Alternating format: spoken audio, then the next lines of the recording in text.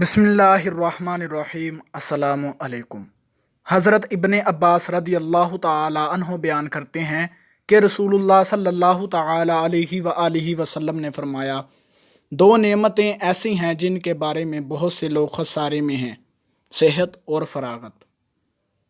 حضرت مستور بن شداد رضی اللہ تعالی عنہ بیان کرتے ہیں، میں نے رسول اللہ صلی اللہ تعالی علیہ وآلہ وسلم کو فرماتے ہوئے سنا، اللہ کی قسم، آخرت کے مقابلے میں دنیا کی مثال بس ایسے ہی ہے جیسے تم میں سے کوئی اپنی انگلی سمندر میں ڈبوئے، پھر وہ دیکھے کہ وہ انگلی پانی کے کتنی مقدار کے ساتھ لوٹتی ہے۔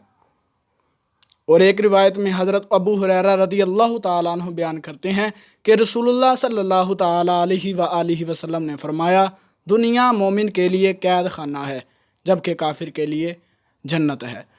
تو دوستو، اگر ویڈیو پسند آئے تو اسے لائک کریں، شیئر کریں اور ہمارے چینل کو لازمی سبسکرائب کر لیں تاکہ جب بھی ہم کوئی نئی ویڈیو اپلوڈ کریں تو اس کا نوٹیفیکیشن آپ کو مل سکے۔